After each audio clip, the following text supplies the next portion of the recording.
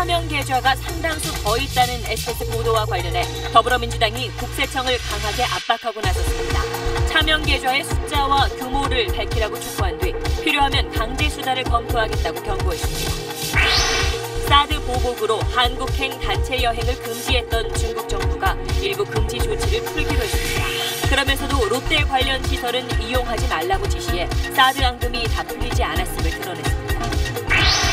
검찰이 GS 홈쇼핑을 압수수색했습니다. 사흘 전 기각된 전병헌 전 정무수석에 대한 구속영장을 재청구하기 위해 증거 보강에 총력을 기울이고 있습니다. 현장 실습을 하던 고등학생이 숨진 사고와 관련해 정부가 전수조사를 통해 대책을 마련하겠다고 밝혔습니다. 그동안 사고가 날 때마다 전수조사와 대책이 잇따랐지만 겉핥기에 그쳐 사고가 반복되는 문제점을 집중 취재했습니다. 재벌가의 전 사위가 회사 직원 명의로 수십억 원대 재산을 맡겨뒀다가 돌려받지 못하자 소송을 벌이고 있습니다. 소송을 당한 직원은 이 계좌가 롯데 오너 일가의 차명 계좌일 가능성을 제기하고 있습니다. 단독 취재했습니다. 종교인 과세가 내년부터 시행될 예정입니다. 그런데 정부가 종교 활동에 쓴 비용에 대해선 비과세하기로 해 과도한 특혜란 비판이 나오고 있습니다. 경기도의 한 대학병원에서 멀쩡한 환자가 암 진단을 받고 전립선을 떼어내는 수술을 받았습니다. 병원 실수로 암 조직 검사 결과가 바뀌는 바람에 엉뚱한 환자에게서 전립선을 떼어낸 겁니다. 지방의 한 단독주택 용지 분양에서 일부 부지의 청약 경쟁률이 7,000대 1을 기록했습니다. 가상화폐 투자에 100만 명이 몰리는 등 시중 부동자금이 조금이라도 수익이 기대되는 곳에 몰려 투기화되고 있습니다. 검찰이 핵심 피의자의 석방으로 주춤했던 군과 국정원의 정치 개입 수사에 고삐를 쥐고 있습니다. 김태효 전 청와대 비서관을 압수수색하고 원세훈 전 국정원장을 다시 소환하며 이명박 전 대통령을 압박했습니다.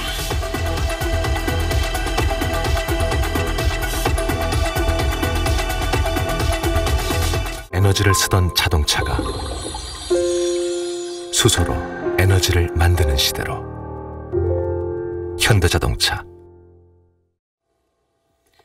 여러분 안녕하십니까. SBS 8시 뉴스는 어제에 이어 오늘도 이건희 삼성그룹 회장 차명 계좌 관련 소식으로 시작하겠습니다. 이건희 회장의 차명 계좌가 지금까지 드러난 것 말고도 상당수 더 있다는 SBS 보도와 관련해 더불어민주당이 오늘 국세청을 강하게 압박하고 나섰습니다.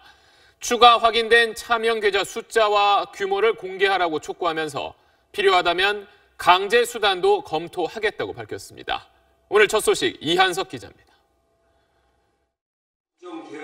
더불어민주당은 오늘 회의 시작부터 이건희 회장 차명 계좌 문제를 꺼내들었습니다. 국세청이 개인 과세 정보란 이유로 새로 확인한 차명 계좌 숫자와 규모를 공개하지 않는 건 재벌 봐주기라고 비판했습니다.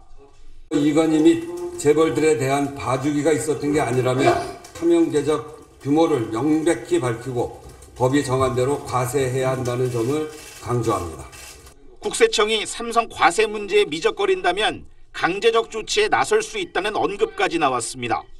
관련 의혹을 밝히기 위해서 강제적 방법에 대해서 고민하고 있다는 점을 밝히겠습니다. 여당인 민주당이 국세청을 이렇게까지 강하게 압박하는 건 삼성 앞에 약하다는 뿌리 깊은 의심이 있기 때문입니다. 지난 2008년 당시에도 이 회장 차명 재산 4조 5천억 원에 대해 증여세로는 터무니없이 적은 4,500억 원 정도만 부과하는 등 국세청 또한 삼성 앞에 약한 모습을 보여왔다는 겁니다. 민주당이 검토 중인 강제 수단은 감사원 감사 의뢰와 검찰 고발이라고 TF 관계자는 밝혔습니다. 일단 감사 카드로 국세청을 압박해 이 회장의 추가 차명 계좌의 실체를 확인한 뒤 이 돈이 상속 재산인지 비자금인지를 따져 추가 검찰 고발 여부를 결정할 것으로 보입니다. SBS 이한석입니다. 이뿐만이 아닙니다. 방금 보신 이건희 삼성 회장의 국내 차명 계좌 말고 해외에도 또 다른 은닉 계좌가 있다는 정황이 드러났습니다. 앞으로 상황에 따라선 그룹 지배구조의 핵심 고리인 삼성생명 대주주 자격을 잃을 수도 있는 사안이라 이 파장이 커질 걸로 보이는데 삼성은 회장의 개인 문제라서 회사는 잘 알지 못한다는 입장만 되풀이했습니다. 계속해서 박진호 기자입니다. 박근혜 정부는 2015년 10월부터 6개월 동안 지하경제 양성화를 명분으로 미신고 역외소득 재산 자진신고 제도를 운영했습니다. 해외에 숨긴 재산을 자진신고하면 과태료를 면제하고 형사처벌을 경감해주는 제도입니다. 이건희 삼성회장도 이 당시 해외 계좌를 자진신고했던 정황이 국정감사에서 드러났습니다. 이건희 회장이 있다는 이야기 보고는 들었죠? 예, 들은 것 같습니다. 예. 그 자진신고한 재산과 소득 출처가 조사가 됐습니까?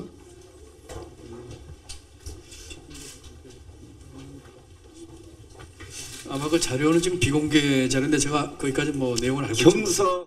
이런 내용이 사실이라면 이건희 회장은 조세범 처벌법이나 외국환 거래법을 위반한 것이 됩니다. 지난해 8월 시행된 금융회사 지배구조법에 따라 삼성생명의 대주주 자격을 상실할 수 있는 사안입니다. 금융사 지배구조상 대주주 적격성 유지 여부에 대해서 부합하는지 여부를 엄격하게 검토할 필요가 있습니다. 삼성생명 대주주 자격은 이건희 회장의 그룹 지배구조의 핵심 고리여서 큰 파장을 몰고 올 수 있습니다.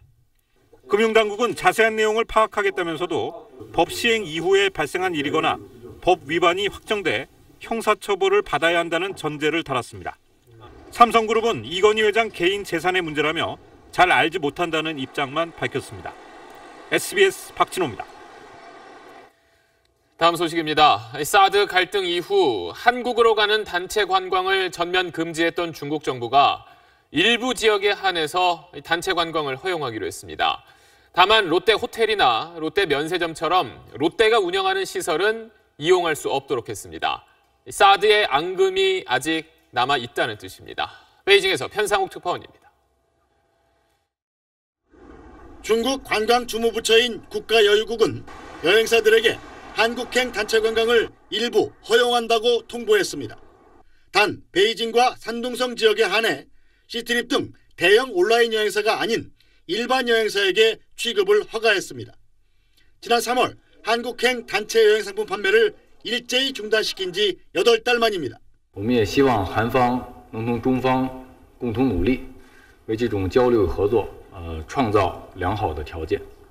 여행 상품엔 롯데호텔 숙박이나 롯데 면세점 쇼핑이 포함돼서는 안 된다고 지시한 걸로 알려졌습니다. 전세기 운항이나 크루즈선 정박도 여전히 풀리지 않았습니다. 사드가 중국 정부의 요구대로 철회되지 않고 일단 봉합된 수준인 만큼 경과를 봐가며 풀어주겠다는 뜻으로 해석됩니다. 사드를 중국 정부에서 당초에 요구했던 것처럼은 안 됐으니까 민심을 봐가면서 진행을 하겠다라는. 여유국은 또 북한 여행에 대해선 북중 접경 지역에서 출발하는 상품을 제외하곤 불허한다는 방침도 통보한 걸로 알려졌습니다. 유커를 외교관계의 무기로 활용해온 중국이 다음 달 한중 정상회담을 전후해 추가로 어떤 조치를 내놓을지 주목됩니다. 베이징에서 SBS 편사옥입니다. 지난 9월 15일 이후 2달 동안 비교적 조용했던 북한이 최근 들어서 움직임이 심상치가 않습니다. 지난주부터 미사일 발사 차량이 움직이는 게 확인됐고 오늘 새벽에는 실제 미사일을 발사하려는 정황이 포착되기도 했습니다. 김태훈 국방전문기자입니다. 지난 23일 평양 주변에서 중장거리 탄도미사일용으로 추정되는 이동식 발사 차량의 움직임이 한미 군당국에 식별된 것으로 확인됐습니다. 평양 인근 등에서 화성 12형 탄도미사일의 발사 가능성이 점쳐졌지만 연료 주입 등 발사를 위한 필수 절차는 진행되지 않은 것으로 알려졌습니다. 그런데 주말과 어제는 미사일에 연료를 주입하는 것으로 의심되는 정황이 포착됐습니다. 일본 언론들도 탄도미사일 발사 준비로 보이는 북한의 전파 신호가 잡혔다며 북한이 며칠 내로 탄도미사일을 발사할 것 같다고 보도했습니다. 북한이 미사일을 발사한다면 그동안 개량한 새로운 탄도미사일일 것이란 관측도 나오고 있습니다. 현재 우리 군은 북한의 모든 도발 가능성에 대비하여 한미 공조하에 면밀히 추적 감시하고 있습니다. 한미 군 당국은 어제 오후부터 정찰위성, 이지스함, 그린파인 레이더 등 감시 자산을 적극적으로 가동해 북한 미사일 발사 차량을 주시하고 있습니다. 청와대 안보실과 군 주요 지휘 계통은 비상 대기 태세에 돌입했습니다. 지난 9월 15일 이후 2달 이상 도발하지 않은 북한이 탄도미사일을 쏘면 한반도 긴장 수위는 다시 고조될 것으로 보입니다. SBS 김태훈입니다. 전병헌 전 청와대 수석의 구속영장이 사흘 전 기각됐었습니다. 그런데 처음에는 영장에 발부한 칸에 도장이 찍혀 있다가 나중에 지워진 걸로 드러났습니다. 법원은 단순 실수였다 이렇게 해명을 했는데 검찰의 생각은 좀 다릅니다. 김관진 전 장관이 구속 적부심을 통해 풀려난 걸 비롯해서 여러 가지 어떤 외부 요인이 영장 심사에 영향을 끼쳤다고 의심하고 있는 겁니다. 영장을 다시 청구하기로 한 검찰은 오늘 GS 홈쇼핑을 압수수색했습니다. 왜 그런 건지 자세한 내용 김혜민 기자입니다. 검찰이 오늘 오전 9시부터 9시간 가까이 GS 홈쇼핑 본사 등을 압수수색했습니다. GS 홈쇼핑이 2013년 한국 e스포츠협회에 1억 원을 후원한 정황이 담긴 관련 서류와 컴퓨터 하드디스크 등을 확보한 것으로 전해졌습니다. 검찰은 당시 한국 e스포츠협회 회장인 전병헌 전 청와대 정무수석이 GS 홈쇼핑에 후원금을 내도록 압력을 넣은 것으로 보고 있습니다. 특히 전 전 수석은 후원금을 받기 몇 달 전 GS 홈쇼핑의 소비자 피해 보상 건수가 타업체보다 압도적으로 많다는 보도 자료를 내기도 했습니다. 검찰은 GS 홈쇼핑을 압박하기 위한 행동으로 보고 있습니다. 이와 함께 검찰은 전 전 수석이 지난 7월 기획재정부에 압력을 넣어 한국 e스포츠협회에 20억 원의 예산을 배정한 혐의도 캐고 있습니다. 또 국제 e스포츠연맹 회장을 겸임한 전 전 수석이 가족과 함께 출장을 가면서 경비 6천여만 원을 한국 e스포츠협회에서 내도록 한 의혹도 받고 있습니다. 일부 혐의는 기각된 영장엔 없는 새로운 혐의들입니다. 검찰이 다시 증거 보강에 전력하는 것은 전 전 수석에 대한 두 번째 영장마저 기각될 것을 우려하기 때문으로 보입니다. 다만 검찰이 구속영장 발부를 위해 먼지털이식 수사를 벌이는 것 아니냐는 지적도 나옵니다. SBS 김혜민입니다. 재벌가의 옛 사위가 과거 직장 동료를 상대로 수십억 원을 돌려달라며 소송을 벌이고 있습니다. 그런데 이 소송 내용을 살펴보면 의심스러운 부분이 좀 있습니다. 어떤 사연인지 잠시 뒤 자세히 전해드립니다.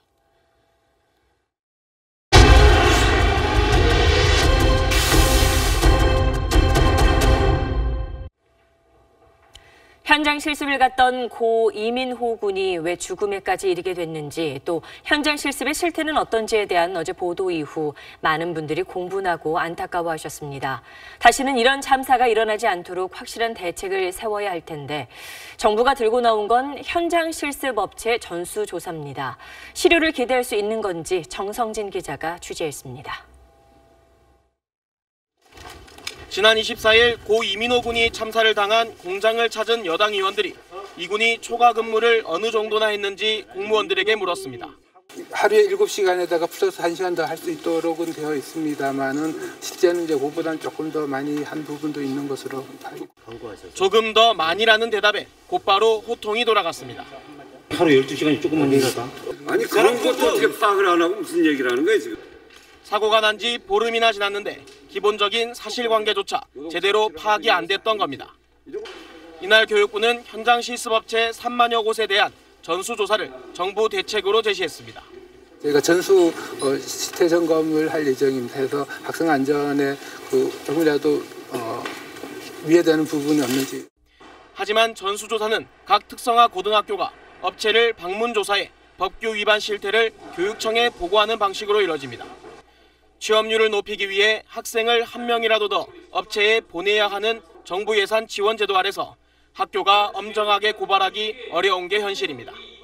교육청에서 이제 점검단을 꾸리는데 주로 이제 취업부장들 자기들 거 자기가 점검하는 거잖아요. 그게 제대로 되겠냐고요. 게다가 올해 초 교육부 전수조사에서 표준협약서 문제로 238곳, 임금체불 등으로 227곳이 적발됐지만 과태료나 형사처벌을 받은 곳은 단 한 곳도 없습니다. 노동부로 통보됐지만 이유 없음 등의 이유로 흐지부지된 겁니다. 현장 실습 참사는 애도와 공분, 문제제기, 이에 대응한 정부 대책 발표, 그러나 다시 참사로 이어지는 악순환을 반복해왔습니다. 현 정부도 통신사 콜센터에서 현장 실습생이 숨진 사고에 대응해 현장 실습을 개선하겠다고 지난 8월 발표했습니다. 이제는 이와 같은 일이 반복되지 않도록 근본적인 개선 방안을 마련해야 합니다. 우선 현장 실습을 근로에서 학습 중심으로 개편할 필요가 있습니다. 이때 대책에도 전수조사는 포함돼 있었지만 이민호 군의 죽음은 막지 못했습니다. SBS 정성진입니다. 현장 실습생은 직업 현장에서 일하는 노동자이기도 하지만 동시에 직업 교육을 받는 학생이지요. 현장 실습을 정상화하려면 취업률 지상주의에 밀려 뒷전인 학생들의 교육권에 우선 눈을 돌려야 합니다. 이병희 기자가 보도합니다. 지난주 서울 한 특성화 고등학교의 3학년 실습실 모습입니다. 정규 수업 시간인데도 게임에만 몰두해 있는 학생, 드라마를 보는 학생, 제각각입니다. 3학년 2학기가 시작되면 매년 반복되는 풍경이라 그다지 새롭지도 않다고 합니다. 거의 그냥 의답한 약간 그런 느낌? 수업도 안 하고 그냥 아이들이 원하는 거 영화 보거나 수업은 안 한다고 생각하시면 될 것 같아요. 현장 실습을 가지 않고 학교에 남은 학생들의 한 학기 교육은 이렇게 무너져 있습니다. 그렇다면 전공 교과를 현장에서 배우기 위해 산업체로 간 학생들은 어떨까? 포천의 한 공장 기숙사에 머물며 현장 실습 중인 이모군은 이건 교육이 아니라고 말합니다. 서류상으로만 만들어져 있고 회사랑 학교랑 꼼짝꼼짝해서 이렇게 한 걸로. 서류상으로는 교육이에요? 네. 실제로 한 건? 일이에요. 실습생을 받는 업체 상당수는 교육에 대한 관심이나 교육을 시킬 의지, 역량 모두 없는 실정입니다. 고등학생들을 기업 쪽에서 좀 원하는 이유라든가 이런 게 뭐 여기서 하는 데는 몰라. 뭐 인건비 챙겨주려고 쌍용 원이 있겠어요. 뭐 인건비겠지 뭐. 교사들도 마음이 편치만은 않다고 합니다. 선생님들도 되게 자괴감에 빠진대요. 왜냐하면 아이들을 가르치고 이런 거 해야 될 텐데 교육을 위해서 애써야 되는데 업체 알아보게 되고 무슨 취업 말썽꾼이 돼버리는 이런 자괴감에 빠진다고 해요. 하지만 취업률에 따라 차등 지급되는 정부의 각종 지원금과 학교 평가라는 족쇄 때문에 교사들은 교육엔 관심 없는 산업체로 학생들의 등을 떠밀게 되는 실정입니다. 때문에 현장 실습생은 학생이고 실습은 교육이라는 본질을 학교와 기업에서 온전히 회복하는 게 현장 실습 정상화의 출발점일 겁니다. 학교가 저희 꿈을 이뤄주는 건지 저희 꿈이 학교를 이뤄주는 건지 모르겠다고. 저희는 인력이 아니라 사람입니다. SBS 이병희입니다. 네, 이병희 기자, 현장 실습에서의 사고 그리고 애도 또 대책 발표까지 과정이 끊임없이 반복이 되고 있는데 어디에서부터 손을 대면 좋을까요? 네, 앞으로 개선 방안이 많이 논의되겠지만 우선 그 실습 나갈 때 쓰는 서약서 이것부터 폐지해야 될 것 같습니다. 네. 그 고 이민호 군이 쓴 서약서를 보시면 그 실습 기간 중 사고를 예방하고 그 산업체에 물적 피해가 없도록 노력하겠다 이렇게 돼 있고 아버지도 함께 서명을 했습니다. 네. 그 실습생 안전과도 관련이 분명히 있지만 이 서약서는 기본적으로 학생보다는 업체 이익에 방점이 찍혀 있습니다. 이 서약서라는 게 법적인 서류인가요? 이게 법적인 서류는 아닙니다. 그런데 일단 이 서약서에 서명을 하고 나면 업체에서 불이익을 받아도 학생과 학부모가 웬만하면 항의를 하지 못한다고 합니다. 그래서 인권위도 지난 9월에 이 서약서 폐지를 권고했습니다. 네, 여당 원내대표는 현장 실습 폐지에 준하는 방안까지 검토하겠다라고 했는데 이건 어떻게 볼 수 있습니까? 네, 그만큼 폐지까지 생각해야 할 만큼 문제가 심각하다 이렇게 보시면 될 것 같습니다. 네. 하지만 제가 만나본 학생들 또 단체 관계자들은 폐지까지, 전면 폐지까지는 원치 않고 있습니다. 네. 왜냐하면 취업 희망하는 학생들에게는 이 제도가 도움이 되는 것도 사실이기 때문입니다. 그래서 마침 오늘 그 특성화고 권리연합회에서 대안을 제시했는데요. 그 정리하자면 그 학교에서 학생들을 밀어내듯이 그 의무적으로 현장 실습을 보내지 말아라. 네. 그리고 나간다면 뭔가 배울 수 있는 실습다운 실습으로 전환해달라 이겁니다. 네, 그러니까 학생들의 선택권과 교육권을 보장해달라라는 거네요. 네, 그렇습니다. 네, 잘 들었습니다. 재벌가의 전 사위가 다른 사람 이름으로 36억 원에 이르는 재산을 맡겨뒀다가 돌려받지 못하자 소송전을 벌이고 있습니다. 소송을 당한 사람은 이 계좌가 롯데 오너가의 차명 계좌일 가능성을 제기하고 있습니다. 조성현 기자의 보도입니다. 최모 씨는 지난 2009년 세무서에서 종합소득세 통보를 받고 놀랐습니다. 자신과 아내 명의 증권계좌 2곳에 현재 가치 36억 원대의 주식과 예탁금이 있었던 겁니다. 아예 기억이 안 나요. 간 적이 없어요. 지금 거래를 하면서 마이너스가 되기도 하고 플러스가 되기도 하는 그런 계좌이기 때문에 만약에 그걸 알았다면 해줄 수가 없겠죠. 주식과 돈의 소유권을 주장한 사람은 최 씨 부부의 옛 직장 상사이자 신영자 롯데장학재단 이사장의 전 사위 이모 씨. 이 씨는 1999년 최 씨와 함께 증권사를 방문해 계좌를 만들었고 주식과 돈은 자신의 것이라며 반환 소송을 냈습니다. 그런데 재판 과정에서 석연치 않은 정황이 드러났습니다. 계좌는 1999년 최 씨 명의로 개설됐는데 정작 주소는 최 씨 거주지가 아닌 서울 종로구 평창동으로 돼 있습니다. 당시 평창동 저택의 주인은 이 씨 장모이던 신영자 롯데장학재단 이사장. 계좌 신청서 필체도 최 씨 것과 확연히 달랐습니다. 이 씨는 당시 주민등록상 거주지인 농가주택에 살기 불편해 평창동 장모집에 머무르고 있어 실 주소를 기입한 것이라고 설명했습니다. 또 최 씨가 자신의 재산을 가로채기 위해 거짓말을 하고 있다고 주장했습니다. 1, 2심 재판부는 이 씨가 최 씨에게 명의 신탁한 재산이 맞다고 본다며 최 씨는 이 씨에게 돈을 돌려주라고 판결했습니다. SBS 조성현입니다. 신영자 롯데장학재단 이사장은 롯데그룹을 창업한 신격호 명예회장의 맏딸입니다. 또 문제의 증권계좌에 있는 36억 원이 자신의 것이라고 주장하는 이모 씨는 신영자 이사장의 옛 사위입니다. 그런데 소송이 벌어지는 이 증권 계좌 말고도 수상한 은행 계좌가 더 있던 게 드러났습니다. 그리고 여기에도 롯데 일가의 흔적이 남아 있었습니다. 이어서 최우철 기자입니다. 추가로 드러난 최 씨 부부 명의의 계좌는 하나은행에서 개설된 3개입니다. 이 가운데 2개는 2000년 12월 현금 3천만 원씩 모두 6천만 원이 입금됐다가 1년 뒤에 모두 출금됐습니다. 제가 알 수 없는 거죠. 근데 이제 왜 알 수 없었냐면 은행을 매번 다닌 건 아니니까요. 보통 이제 자기가 그냥 거래한다니까 찾아다니지 않으면 모르잖아요. 누군가 최 씨 부부 몰래 계좌를 열고 거래를 했다는 겁니다.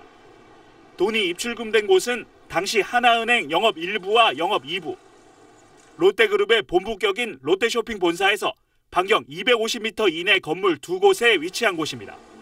2000년 당시 이 씨의 부인이자 신영자 이사장의 딸인 장모 씨는 이곳 롯데쇼핑의 팀장으로 근무하고 있었습니다. 반면 최 씨가 살던 곳이나 직장과는 7에서 15km 떨어져 있습니다. 롯데 측은 지금은 이혼한 전 사위의 개인적인 소송이어서 회사가 관여할 문제가 아니라는 입장을 밝혔습니다. 이런 가운데 최 씨는 돈의 진짜 주인이 제3자일 가능성이 있어 반환하기 힘들다며 대법원에 상고한 상태입니다. SBS 최우철입니다. 정부가 내년부터 종교인에 대해서도 소득세를 매기기로 하고 이를 위한 세법 시행령 개정안을 모레 입법 예고합니다. 그런데 과세 대상은 느슨하고 세무조사도 제한적으로 이뤄질 것으로 보여 반쪽짜리 과세란 지적이 나오고 있습니다. 송욱 기자의 보도입니다. 종교인 과세를 위한 소득세법 시행령 개정안엔 종교활동에 쓴 비용은 세금을 물리지 않는다는 내용이 담겼습니다. 기존 시행령에 학자금과 식대 등으로 한정돼 있던 소득세 비과세 항목이 대폭 늘어나게 되는 겁니다. 불교의 수행지원비나 개신교의 목회활동비 등이 비과세 항목에 해당하는데 종교단체가 자체적으로 종교활동비 항목을 지정하게 됩니다. 정부는 또 이례적으로 종교인 회계와 종교단체 회계를 분리해 종교단체 회계는 세무조사를 하지 않기로 했습니다. 문제는 종교단체가 월급은 줄이고 종교활동비를 늘려 과세 대상 금액을 크게 줄일 수 있다는 점입니다. 종교활동비를 늘려 세금을 회피해도 세무조사 대상이 아니기 때문에 제재하기도 힘듭니다. 게다가 종교인 소득은 기타 소득으로 분류돼 수입의 최대 80%까지를 경비로 인정받을 수 있어 특혜 요소가 과도하다는 지적이 나옵니다. 다른 소득자들에게 상대적인 박탈감으로 이어진다든지 종교인들 전체를 다 이기적인 집단으로 그렇게 생각할 수도 있고요. 정부가 종교인 과세 내년 시행에만 초점을 맞추면서 과세를 제대로 할 수 없는 반쪽짜리 제도를 만들었다는 비난이 나오고 있습니다. SBS 송욱입니다. 60대 환자가 한 대학병원에서 암 판정을 받고 전립선을 떼어내는 수술을 받았습니다. 그런데 알고 보니 검사 과정에서 진짜 암 환자와 검체가 바뀌었다는 사실이 뒤늦게 드러났습니다. 멀쩡한 전립선을 떼낸 피해 환자는 현재 심각한 후유증을 겪고 있습니다. 이현영 기자가 취재했습니다. 지난달 11일 68살 A씨는 경기도 수원 아주대병원에서 전립선을 완전히 떼어내는 수술을 받았습니다. 지난 9월 전립선암 3기 진단을 받았기 때문입니다. 수술을 받고 3주 뒤 A씨는 병원 측으로부터 황당한 이야기를 들었습니다. 검사 과정에서 다른 진짜 전립선암 환자와 A씨의 조직검사 검체가 바뀌면서 필요 없는 전립선 절제 수술을 받았다는 겁니다. 대학병원이고 신뢰로 믿음이 있기 때문에 돈을 생각지 않고 거기서 수술을 한 거예요. 화가 나는 건 뭐 이루 말할 수 없지요. A씨는 여전히 심각한 수술 후유증을 겪고 있습니다. 소변이 이게 조절이 안 돼요. 체중내가 좀 기저귀를 차고 이렇게 생각을 한다고. 저 운전만 하고 그냥 보고 다니고 큰 수치고. 하지만 더 황당했던 건 병원 측 태도였습니다. 아주대병원 직원이 일방적으로 정한 위로금 2천만 원을 제시하더니 금액 조정은 불가능하다고 못 박았단 겁니다. 300만 더 해봐 그럼 하면 할게. 우리 이제 이런 적은 없습니다. 이미 다 의사결정이 된 거기 때문에 의료분쟁 중재원이 됐든 아니면 뭐 민사소송이나 이런 걸 제기할 수도 있고요. 병원 측은 해당 직원의 상담 기술이 부족했다며 내일 다시 A씨와 대화하겠다고 해명했습니다.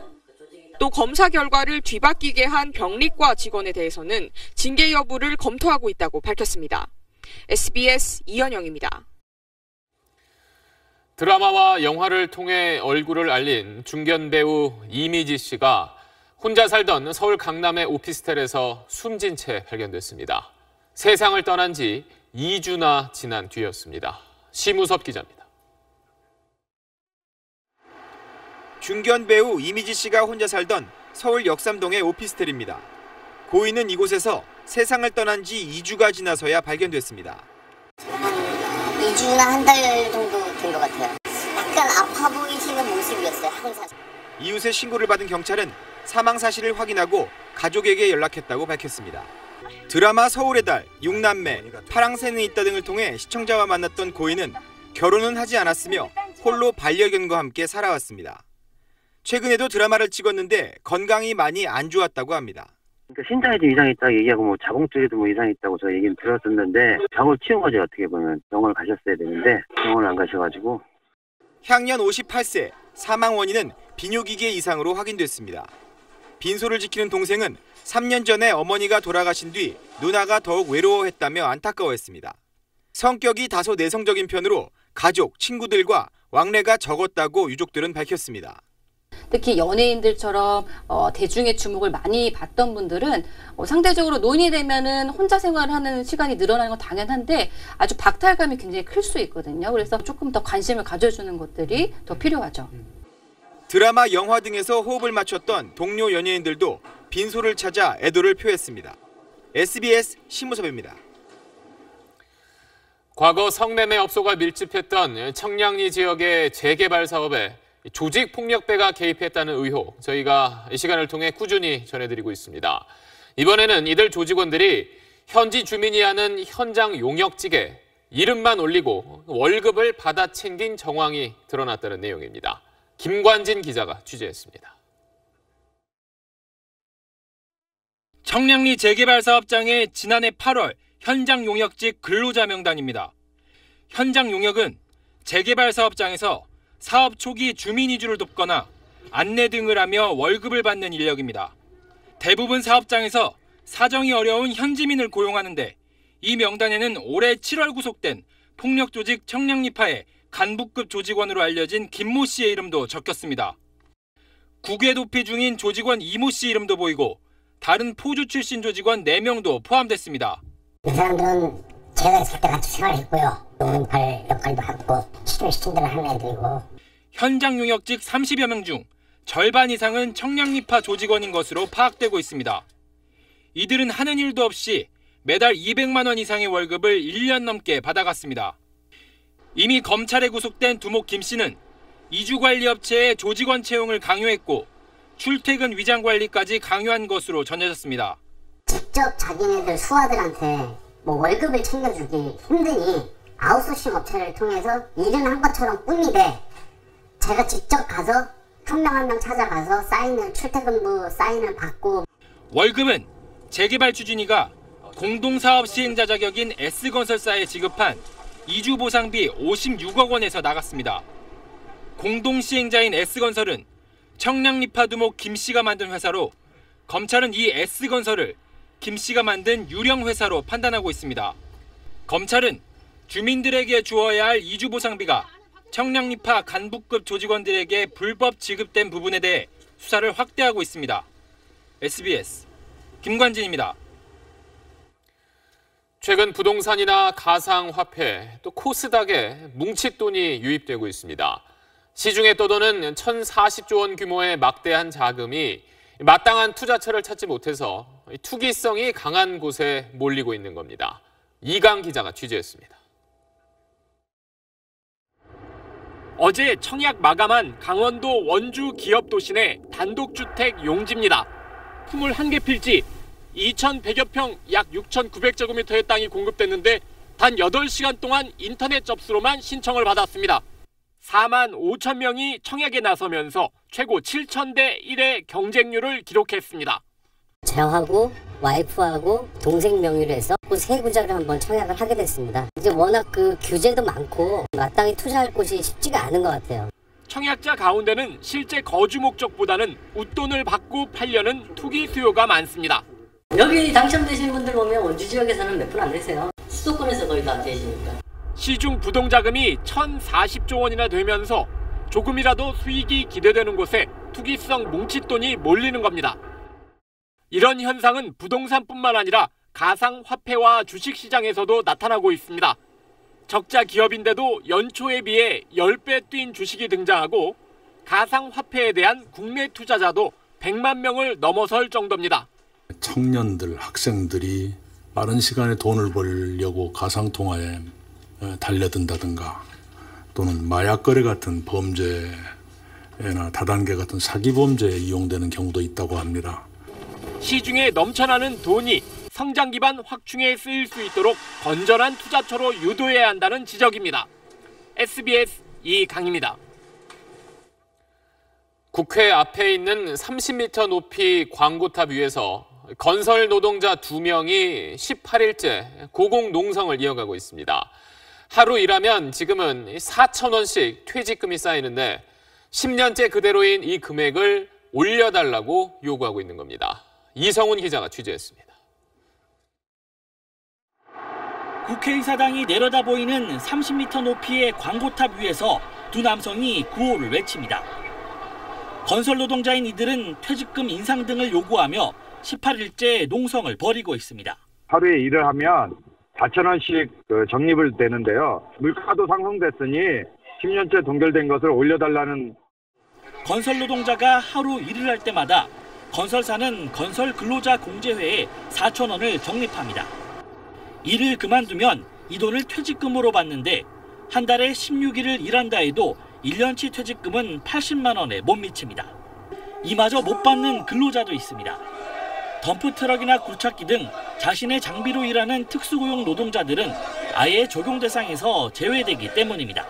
일반 직장 생활을 했다 28년 동안 했다라면은 지금 퇴직금만 해도 상당히 될 겁니다. 특수고용 노동자라는 그 이유 하나로 그런 게 전혀 혜택을 받고 못하고 있는 실정입니다. 인간답게 살아보자! 이들의 요구 조건을 비롯해 건설 노동자 고용 개선안을 논의하기로 했던 국회 고용노동소위는 오늘도 결실 없이 끝났습니다. 서울 여의도에서 총파업 결의대회를 열었던 2만여 명의 건설 노조원들은 청와대로 가겠다며 마포대교 방향으로 행진하다 경찰과 충돌을 빚었습니다. SBS 이성훈입니다. 임종을 앞둔 중증 환자가 연명 의료를 중단하도록 돕는 연명의료결정법이 내년 2월부터 시행됩니다. 심폐소생술과 인공호흡기 착용, 혈액투석, 그리고 항암제 투여 같은 의료 행위를 거부하거나 중단해 스스로 죽음을 선택할 수 있도록 하자는 취지입니다. 법 시행을 앞두고 한 달 동안의 시범 사업 기간 동안 모두 7명이 연명 의료 없이 죽음을 맞이했습니다. 먼저 남주현 기자입니다. 이준 씨는 전립선암이 온몸에 퍼져 2개월 시한부 판정을 받았습니다. 모르핀을 맞아가며 심한 통증을 견디고 있는 이 씨는 연명 의료를 거부하기로 마음먹었습니다. 그렇게까지 매달리고 싶지 않다 이거지. 생명 연장이나 이런 거 하기 싫어. 남은 기간 편하게 그냥 잘 나갔으면 좋겠어. 시범 사업이 시작된 지난달 23일부터 한 달 동안 연명 의료를 거부하거나 중단해 죽음을 맞이한 환자는 모두 7명입니다. 말기암으로 숨지는 사람이 연간 8만 명에 가깝다는 점을 고려하면 비교적 적은 숫자입니다. 현행법으로는 암이나 에이즈, 만성 간경화 등이 말기 단계라 치료가 어렵거나 죽음이 임박한 환자만 연명 의료를 거부하거나 중단할 수 있습니다. 임종 단계에 들어서면 환자는 물론 보호자에게도 사실상 연명 의료 중단 여부를 묻기가 어렵다는 게 문제입니다. 모의를 받는 도중에 환자가 급박하게 나빠질 수 있거든요. 그러면 당연히 심폐소생술을 해야 되고 그런 일들이 비일비재하게 일어날 것으로. 보건복지부는 말기나 임종 단계 환자뿐 아니라 수개월 내 사망할 것으로 예측되는 환자까지 연명 의료를 거부할 수 있도록 법을 개정할 방침입니다. 연명 의료 계획서 작성 시점이라든지 호스피스 대상 환자들에 대한 판단 기준을 좀 낮춘다든지. 연명 의료 결정법은 내년 2월 4일부터 시행됩니다. SBS 남주현입니다. 지난 한 달 동안 연명 의료를 거부하거나 또 중단할지를 놓고 의사와 깊이 상담했던 환자나 가족은 모두 44명입니다. 하지만 실제로 연명 의료를 중단하기로 결심한 사람은 11명입니다. 전체의 75%가 끝까지 머뭇거리다가 결국 결정을 내리지 못했다는 뜻인데 그만큼 그 선택이 쉽지 않다는 이야기입니다. 계속해서 조동찬 의학 전문 기자입니다.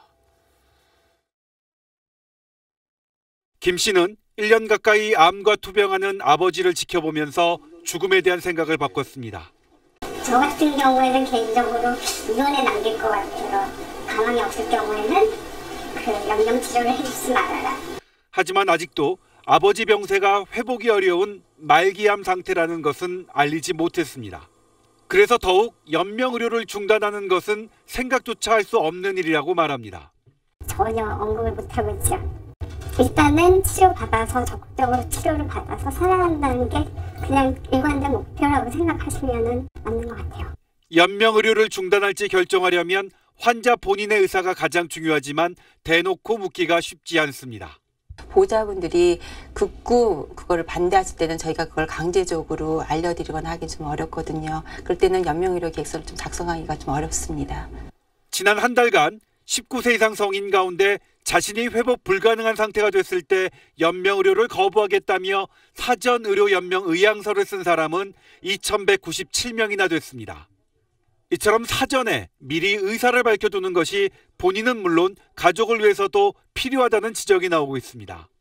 또 근본적으로 죽음의 의미에 대해 미리 생각하고 서로 얘기를 나누는 사회 분위기도 필요합니다. SBS 조동찬입니다. 다음 소식입니다. 지금까지 대법관 인사를 보면 서울대 출신의 50대 남성 법관이 많아서 이걸 줄여 서오남이란 말까지 있었습니다. 오늘 김명수 대법원장이 취임 이후 처음으로 대법관을 임명 제청했는데 이 공식을 과감히 벗어났습니다. 민경호 기자의 보도입니다. 김명수 대법원장은 첫 대법관 임명 제청부터 서울대를 졸업한 50대 남성 법관이란 이른바 서오남의 틀을 깼습니다. 경남 합천 출신인 안철상 대전지방법원장은 건국대 법대를 졸업한 정통 법관으로 행정소송 분야의 깊은 조예를 인정받고 있습니다. 여성인 민유숙 서울고법 부장판사는 5년 동안 재판연구관으로 근무하는 등 민형사 법리에 뛰어난 실무 능력을 갖췄고 가족법 연구에도 정통하다는 평가입니다. 남편은 문병호 전 국민의당 의원입니다. 두 사람 모두 김 대법원장처럼 법원행정처에서 근무한 경험이 전혀 없다는 점도 또 다른 특징입니다. 다만 민주사회를 위한 변호사 모임 회장을 지내고 노무현 정부의 사법개혁비서관을 역임한 김선수 변호사는 이번에도 제청되지 않아 첫 순수 재야 법조인 출신 대법관 기용은 무산됐습니다.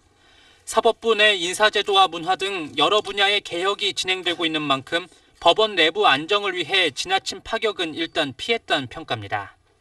대법관 구성이 진보 일색으로 치우치고 있다는 일각의 비판도 의식한 걸로 보입니다. 또 내년에도 4명의 신임 대법관을 임명 제청할 수 있는 상황에서 굳이 야당의 반발을 불사할 필요가 없었을 거란 해석도 나옵니다. SBS 민경호입니다. 문재인 정부의 경제 정책 가운데 경제 파이를 키우는 정책이 혁신성장인데 이게 박근혜 정부의 창조 경제와 다를 게 없다는 지적이 있었습니다. 문재인 대통령은 내각과 여당 지도부까지 불러 모은 뒤 혁신성장의 가시적인 성과를 내달라고 직접 독려하고 나섰습니다. 정유미 기자입니다. 문재인 대통령이 총리와 모든 부처 장차관, 국정과제위원, 여당 지도부까지 한자리에 불렀습니다. 정부 출범 후 처음입니다. 혁신성장에 강력한 드라이브를 걸겠다는 의미입니다. 혁신성장이 뭔지 모르겠다. 지난 정부의 창조경제와 뭐가 다른지 모르겠다는 일각의 비판을 의식한 걸로 해석됩니다. 문 대통령이 한결같이 강조한 건 혁신성장의 속도였습니다. 개념은 어차피 추상적인 만큼 구체적인 사업을 통해 적어도 혁신성장이 뭐냐는 말은 듣지 않게 하란 뜻입니다. 혁신성장을 체감할 수 있는 선도 사업을 속도감 있게 추진해서 가시적인 성과를 보여주는 것이 매우 중요합니다. 혁신성장의 간판으론 스마트시티와 자율주행차, 스마트 공장을 통한 제조 혁신, 그리고 드론 산업을 콕 찍었습니다. 지속적인 회의를 통해 각 부처가 진도를 잘 내고 있는지 점검하겠다고도 말했습니다. 문 대통령은 특히 낡은 관행과 규제가 민간의 상상력을 발목 잡아선 안 된다며 정부 차원의 규제 혁신을 지시했습니다. 청와대는 부처별로 혁신성장 세부 전략이 마련되면 내년 초 대국민 보고대회 등을 통해 이를 공개할 예정입니다. SBS 정유미입니다. 박근혜 전 대통령이 건강상의 이유를 들며 어제에 이어 오늘도 자신의 재판에 나오지 않았습니다. 재판부는 불출석에 정당한 사유가 없는 데다 더는 기일을 미룰 수 없다며 궐석 재판을 결정했습니다. 손영한 기자입니다.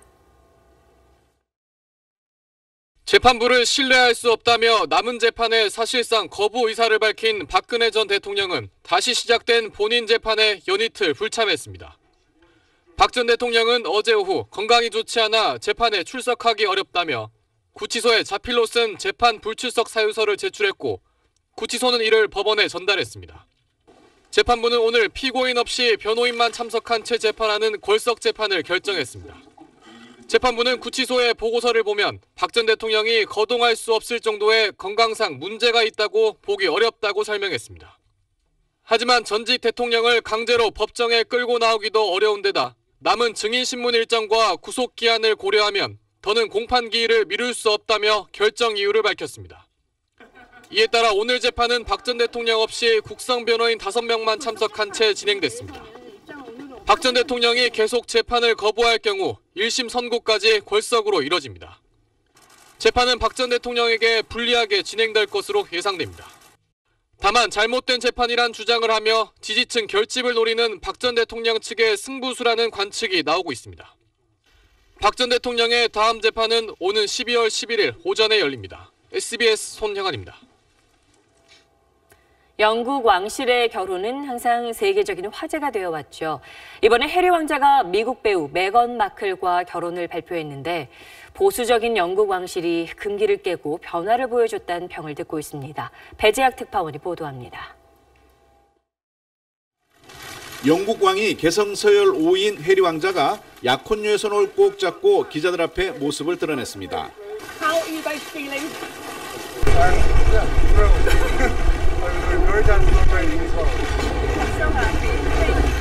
내년 봄 영국 왕실의 식구가 되는 주인공은 3살 연상의 할리우드 배우 메건 마클입니다.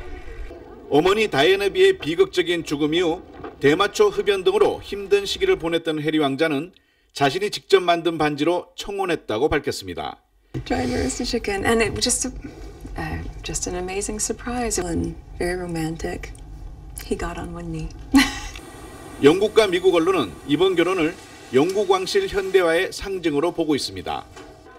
약혼 여인 마클의 경력이 영국 왕실의 금기를 확 깰 정도로 이례적이었습니다. 마클은 흑백 혼혈인데다 이혼한 경력이 있는 이른바 돌싱녀입니다. 지난 1936년 국왕 에드워드 8세가 이혼 경력이 있는 미국인과의 결혼을 위해 왕위를 포기했던 일과 비교해 80여 년 만에 파격으로 여겨지고 있습니다. 영국 왕실은 공식적인 지지와 축하를 보냈습니다. 특히 약혼 사실을 SNS로 발표하며 현대화된 왕실의 달라진 모습을 과시했습니다. 파리에서 SBS 배작입니다. SBS 최순실 국정농단 사태 특별 취재팀 김민표, 박민하, 최우철, 박수진 기자가 한국방송협회가 수여하는 한국방송대상 뉴스부문 작품상과 전국 언론노조가 주는 민주언론상 특별상을 수상했습니다. SBS 특별 취재팀은 연속 보도를 통해 박근혜 정부 당시 문체부 블랙리스트의 실무를 공개하고 국정원이 문화예술인 사상검증에 가담한 사실을 밝혀냈습니다.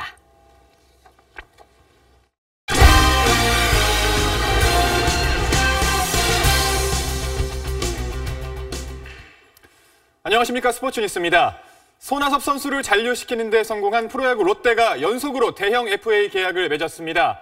국가대표 외야수 민병헌을 오늘 80억 원에 영입했습니다. 이성훈 기자입니다. 롯데는 두산에서 자유계약 선수로 풀린 민병헌과 4년간 총액 80억 원에 계약했다고 발표했습니다. 외야수로는 100억 원의 기아 최영우와 98억 원인 롯데 손아섭에 이어 역대 세 번째로 많은 금액입니다. 2006년 이후 줄곧 두산에서만 뛰었던 민병헌은 최근 5년 연속 3할타율과 100안타를 돌파했고 수비와 주루 능력까지 갖춘 전천후 외야수입니다. 특히 타자에게 극단적으로 불리한 잠실구장 대신 타자 친화적인 사직구장을 홈구장으로 쓰게 돼 성적 향상이 예상됩니다. 롯데 팬분들이 다 염원하고 있는 거기 때문에 올해 꼭 롯데 자이언츠가 우승을 할 수 있도록 최선을 다하겠습니다. 롯데는 기존의 전준우와 손아섭에 민병헌까지 새로 영입해 강력한 외야진을 구축했고 강민호가 삼성으로 이적하며 생긴 타선의 공백도 메웠습니다. 모 기업의 소극적인 자금 지원 때문에 어려움을 겪고 있는 두산은 이렇다 할 계약 제한조차 못하고 민병헌을 잃으며 전력 약화가 불가피해졌습니다. SBS 이상호입니다.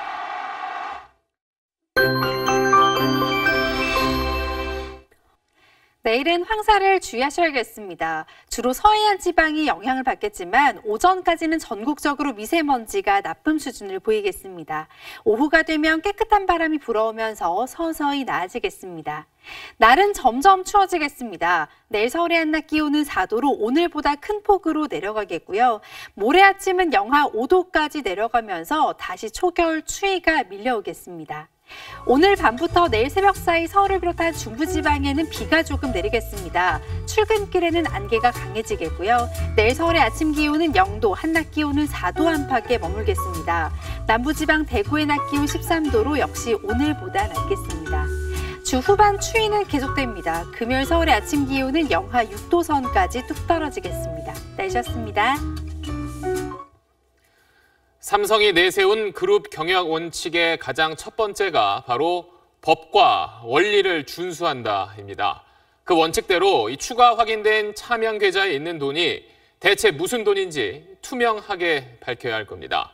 글로벌 인류 기업답게 사회적 책임을 다하는 모습 기대하겠습니다. 뉴스 마칩니다. 고맙습니다.